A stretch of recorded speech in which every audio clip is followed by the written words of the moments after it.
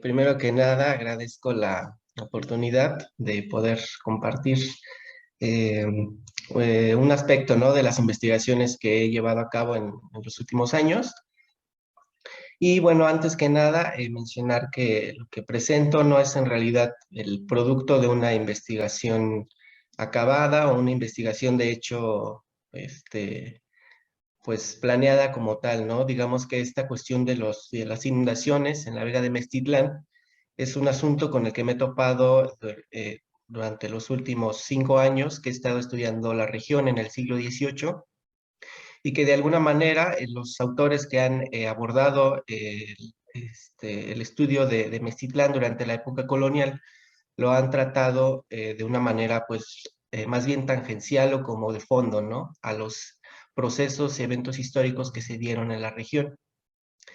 Pero revisando sobre todo documentos de tipo judicial, documentos como testamentos, pleitos por tierras, pleitos entre curas, alcaldes mayores y pueblos de indios, que es, digamos, lo que he trabajado los últimos años en mi tesis de licenciatura y mi tesis de maestría, que, bueno, pude publicar este año. Aparece constantemente esta problemática de los pueblos de indios de Meztitlán ante las inundaciones, ¿no?, provocadas por el desbordamiento de la laguna.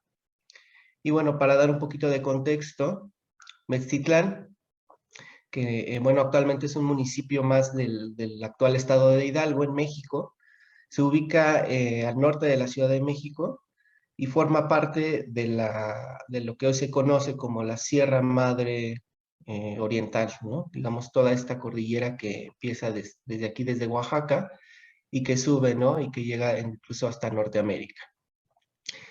Y en la época colonial, Meztitlán estaba organizado mediante este sistema que llegan los españoles a imponer, eh, basado en el esquema de cabeceras y pueblos sujetos, ¿no?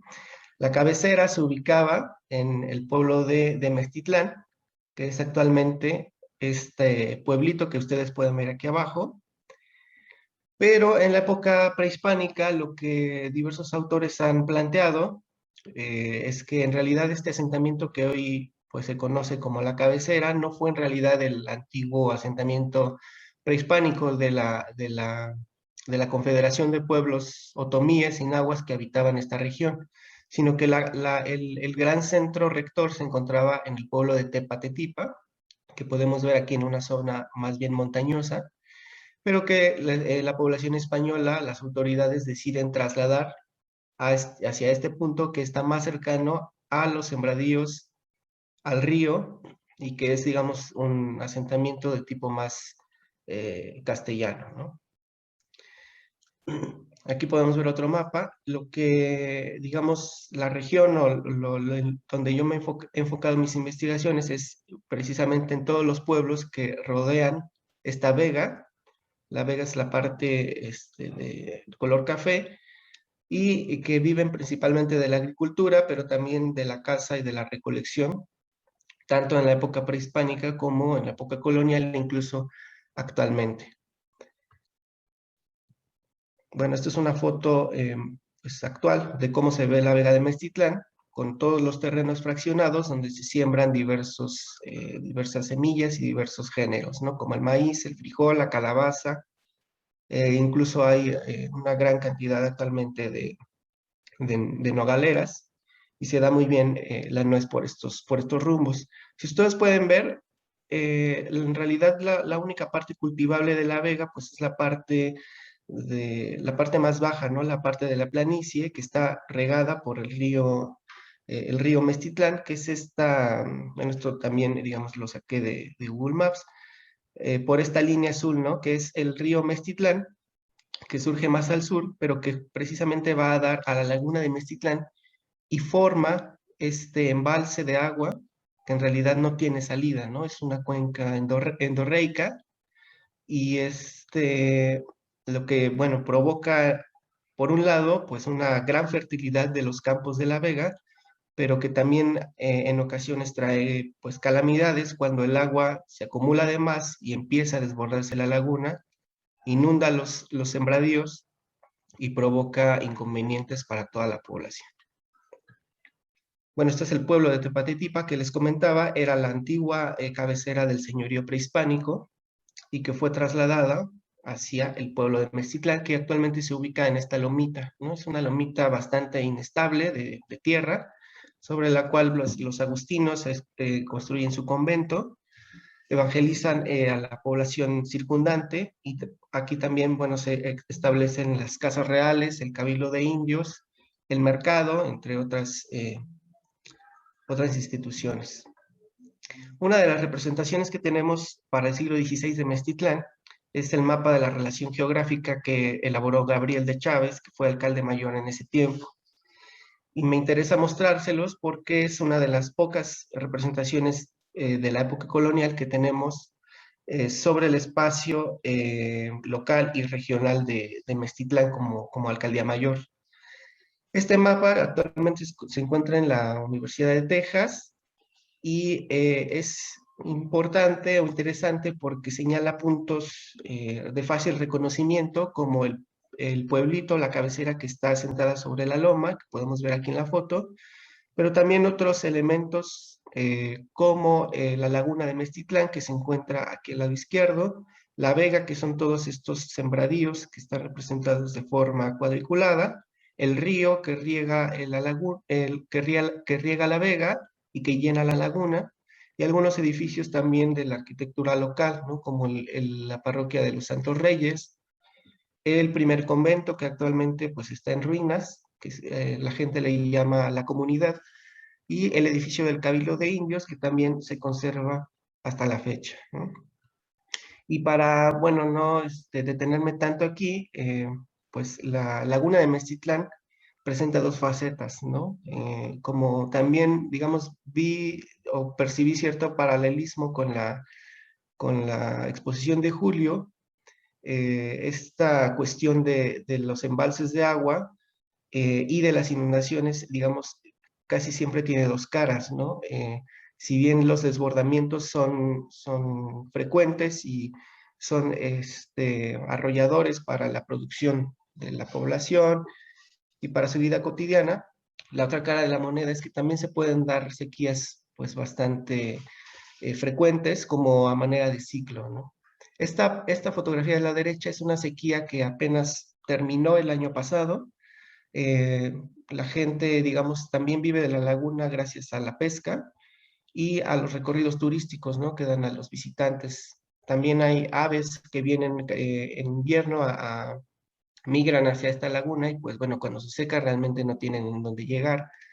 Y bueno, cuando la sequía termina pues llegan las temporadas de lluvias, en este caso, en este año apenas la laguna volvió a llenarse, pues se da este tipo de paisaje, ¿no? En el que, bueno, la pesca es una actividad fundamental y pues realmente el paisaje cambia por completo, ¿no?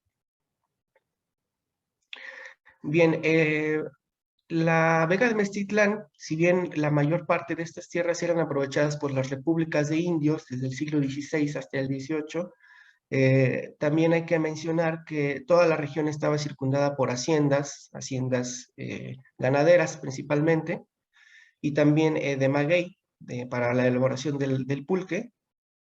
Hay que mencionar que pues el agua del río, como se menciona, como se veía en el mapa, el aprovechamiento de sus aguas no solamente era para las repúblicas de indios, ¿no? Sino también para abastecer a las distintas haciendas y todo el ganado y la producción agrícola que se daba en esta región iba principalmente dedicado a la zona minera de Pachuca, que se encuentra al sur de esta región, ¿no? Una zona minera bastante prolífica ya a finales del siglo XVIII.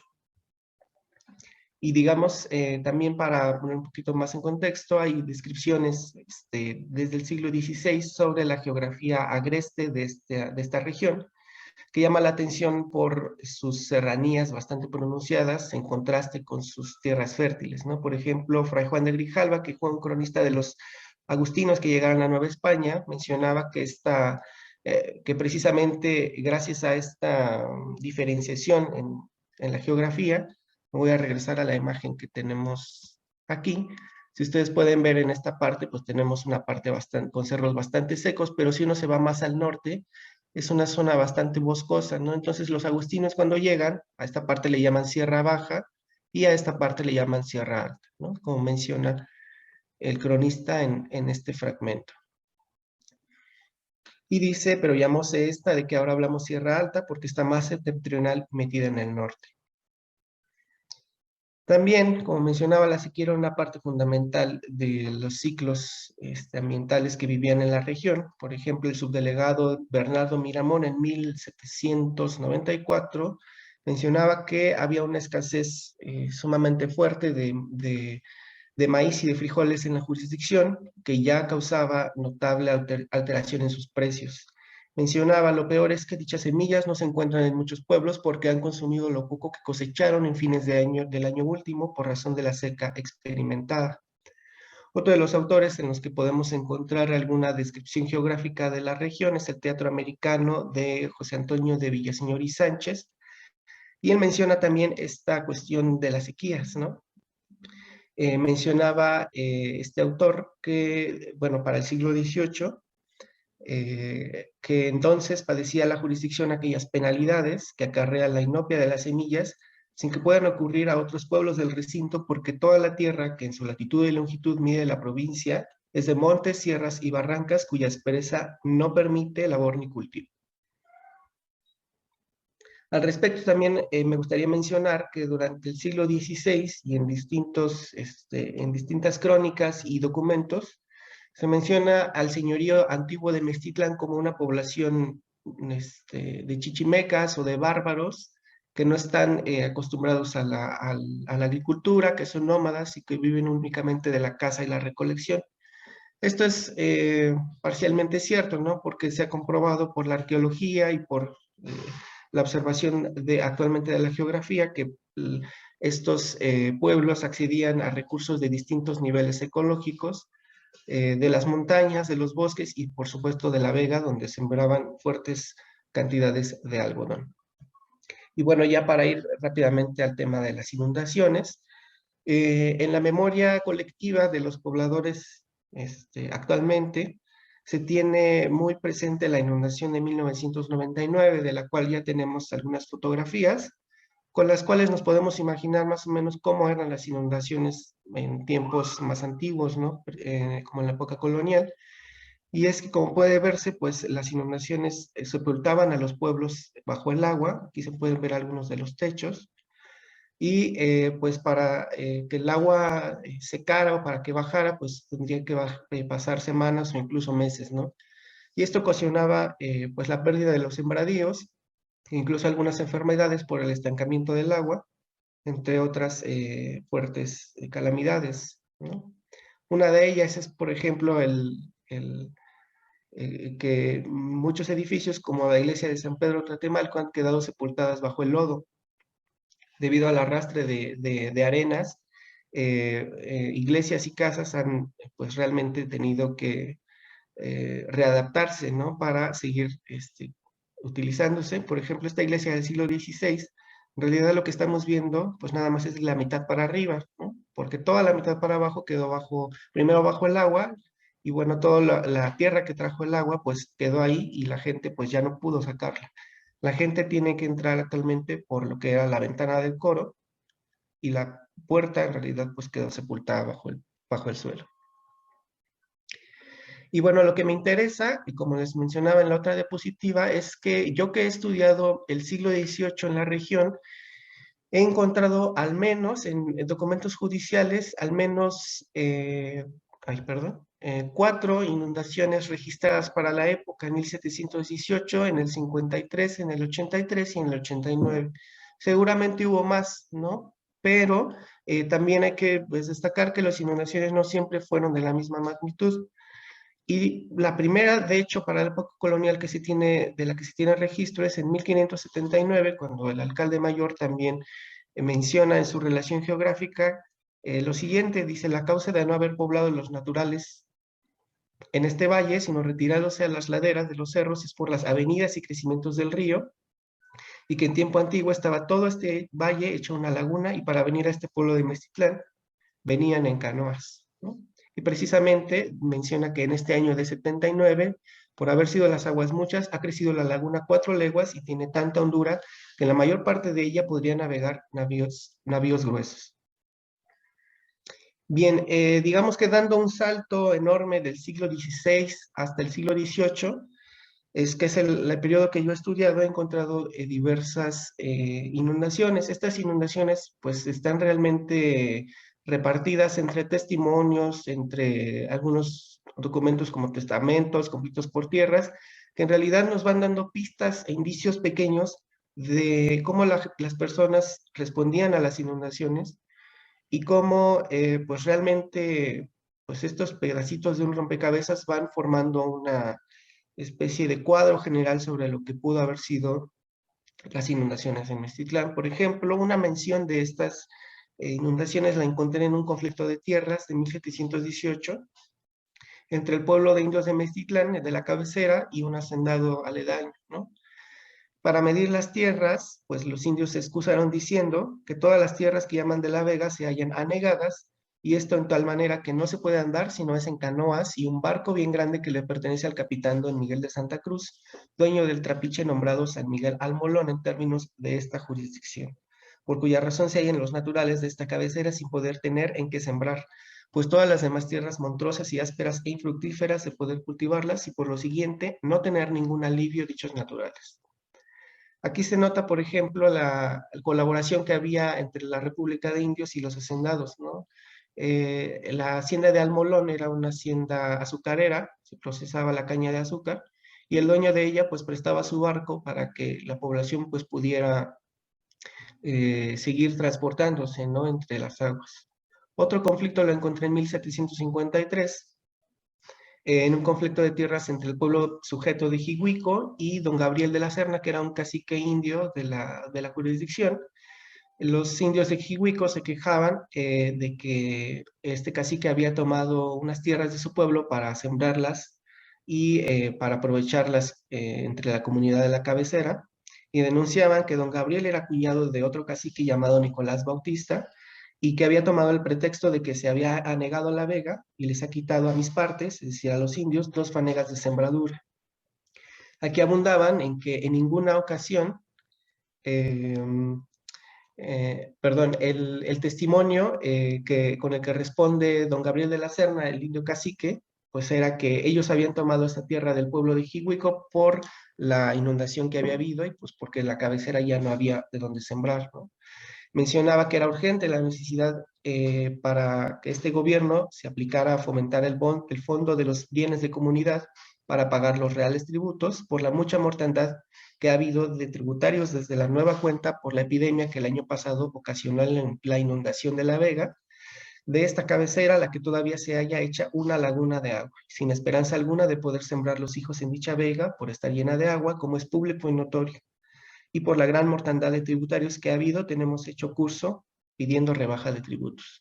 Digamos, son distintas estrategias, distintas prácticas frente a estas inundaciones, ¿no? Pedir rebajas en los tributos, andar en canoas sobre, como mencionan ellos, barcos grandes, y también me interesa sobre todo esta relación que ya hacen entre las inundaciones y las enfermedades que provoca el estancamiento de agua, ¿no? En otro testimonio le llaman calenturas. Y bueno, otra inundación ya más tardía la encuentro hacia 1783, en un conflicto entre el alcalde mayor, don José de Arteaga, y el cabildo de indios de Mextitlán. Este fue un conflicto, pues digamos, entre el cabildo y el alcalde, porque el cabildo lo había denunciado en la Real Audiencia de México por el cobro de unas composiciones de tierras que a su parecer eran injustas. Pero lo que revela este conflicto es que en los testimonios, aunque no es el tema central, en la inundación, sí algunos se quejan de que se están peleando en el juzgado local y que mientras están dando testimonios o están fungiendo como intérpretes, escribanos, pues las tierras se les están inundando y no pueden ir a atenderlas o a defenderlas o a ver qué pueden hacer, porque el alcalde mayor los quiere en el juzgado, ¿no? Como José Antonio de Ávila, que menciona que se habían verificado muchas pérdidas de milpas en el tiempo que dichos reos se hallaban presos y no sabe ni ha habido decir si la de estos se perdieron o las cosecharon, pero que sí el que declara perdió su milpa de maíz por estar asistiendo de intérprete de los referidos naturales en las casas reales, sin tener el más leve interés ni de ellos ni del alcalde mayor, ¿no? Porque ni siquiera le habían pagado además. Bien, ya para ir terminando, para finales del siglo XVIII se da una iniciativa por parte del primer subdelegado de Mextitlán, don Bernardo de Miramón, para abrir un desagüe, un tajo en el cerro que tapa la corriente del río y que forma la laguna, ¿no? Para eso contrató a un matemático de la Ciudad de México que había colaborado también en el desagüe de la capital, para ver si él podía hacer un plan, presentarlo al virrey y trabajar para desaguar la laguna mediante un tajo, ¿no? Ese mismo año de 1789 mencionaban que había habido otra inundación y mencionaban que en aquella había habido tan solo 28 muertos que les cogió de sorpresa y 5 que arriesgados en pequeñas canoas solicitan transitar de unas partes a otras para solicitarse los efectos de primera necesidad. Eh, Menciona, ¿no? También esta cuestión de las infecciones por plantas y animales que se sienten que sienten en ella la fermentación pútrida, y dice, y no solo por el camino de la respiración maltratan la salud, sino que tomadas estas aguas por bebida y en los alimentos como que las tienen a mano, perturban la digestión y de la que resulta formarse un kilo damnificado en el que pasando a la sangre causa los funestos males que se experimentan en los habitantes. Entonces, digamos, para resolver esta problemática, se llevó a cabo este plan de desaguar la laguna, ¿no? ¿Cuál eran, digamos, los objetivos o en qué contexto se daba? Pues, como ya mencioné, fue alentado por el primer subdelegado de Mextitlán.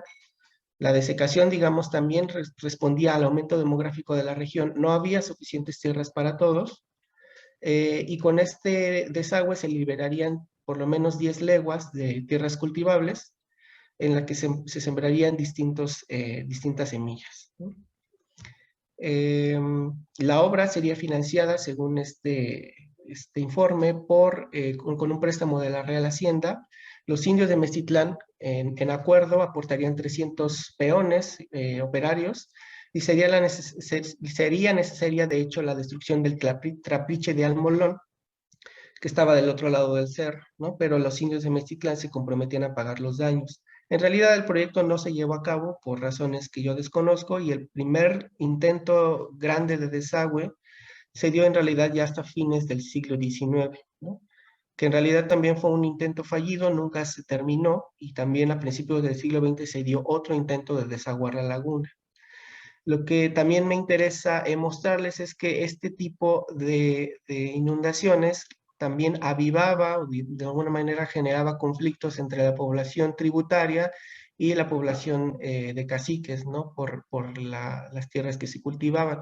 Por ejemplo, hay testimonio de que don Alonso Vite, que fue cacique de Mestitlán, un indio muy rico, pues tenía tierras diseminadas por toda la vega, ¿no? Y tenía, digamos, se podía dar el lujo de que mientras algunas estaban inundadas, pues tenía otras para seguir sembrando, ¿no? Por ejemplo, esta es en un registro que se hizo de sus tierras. Todas estas son las tierras que podía sembrar en 1737, que no estaban inundadas, mientras que otras sí estaban inundadas, pero aún así estaban muy bien registradas, ¿no? Aquí, por ejemplo, en la tierra de Tepecahuantla estaba también en la laguna y apenas se estaba descubriendo de la tierra. Otras se hallaban totalmente inundadas, como la de Teonostla o la de Mimiahuaco, ¿no? Pero esta propiedad desigual de la tierra generaba conflictos fuertes, ¿no? Por ejemplo, en 1773, un Y conflicto... Leopoldo, perdona, ¿Sí? te quedan como 5 minutos como máximo. También. Perfecto, muchas gracias. En un conflicto entre una india que se llamaba Manuela de los Santos y su primo, pues se quejaban de que lo que se debe hacer, aunque no se ejecuta por los gobernadores o los caciques, es que a todos les faltaban tierras para sembrar. Y esto, dice, se les dan muchas de las anegadas, de las tierras inundadas que poseen los indios ricos, con que todos tienen cual más, cual menos, pero quitar a un pobre de lo poco que tiene es buscar pleitos y perderlos. Asimismo, Nicolasa Micaela y sus nietos, una india también de Mestitlán, se quejaba de que no había suficientes tierras y pedía que se le amparara como viuda, que le restituyeran su tierra y que se contenten con las que tienen y poseen, es decir, a los caciques, se estaba refiriendo, y si les falta que el gobernador actual les dé tierras de las muchas anexas que los indios ricos como él tienen en tierras comunes a los indios de esta vega, y no que solo a los muy pobres desvalidos como a mí nos quieren quitar y hacer burla contra toda raza. Dentro de todos estos registros, yo esperaría o yo hubiera querido encontrar, digamos, alguna práctica religiosa que intentara contrarrestar los efectos de las epidemias y también de las sequías. Pero hasta el momento no he podido encontrar que, digamos, se hiciera alguna procesión o algún acto religioso para mermar los efectos, ¿no? Pero lo que, bueno, actualmente sí se estila es que, por ejemplo, este año que hubo una gran inundación, se sacó al Santísimo Sacramento por las calles, pues para pedir que la inundación bajara, ¿no? Y los efectos son tales, por ejemplo, en esta milpa de maíz, donde se puede ver una canoa en la que van recolectando las pocas mazorcas que pueden sacar, ¿no? La persona que está aquí recolectando las mazorcas, pues las mazorcas, el agua le llega al cuello, ¿no? Y es pues bastante frustrante para las personas perder pues todas sus siembras. Y bueno, ya concluyendo, pues todos estos hallazgos, digamos, que he encontrado de manera aislada, en diversas menciones, en testimonios, etcétera, me llevan, pues, en primer lugar a establecer algunos puntos para la reflexión, ¿no? Por ejemplo, estas inundaciones demuestran que pues los pueblos de indios respondieron de distintas formas, ¿no?, a estas calamidades. Los indios caciques acapararon tierras en varios puntos de la vega de Mestitlán, con el fin de contar con pedazos secos en caso de inundaciones. En cambio, los indios del común llegaron a exigir que esos caciques cedieran más tierras a la comunidad, es decir, más propiedad comunal, menos propiedad personal. También llegaron a pedir que se les rebajaran los tributos debido a las mortalidades y a la poca disponibilidad de tierras. Se presentaron disputas, de hecho, entre pueblos por la ocupación de tierras libres de agua. Para hacer frente a la movilidad, se transportaban en canoas y en barcos de hacendados españoles, y este estancamiento de agua llegó a provocar enfermedades ante las cuales realmente no había métodos eficaces de curación, derivando incluso en epidemias, ¿no? Y también, bueno, hay que mencionar ya a finales del 18, cómo se hicieron acuerdos con las autoridades coloniales para aportar mano de obra en la apertura de un tajo para el desagüe. Y bueno, de mi parte sería todo. Muchísimas gracias.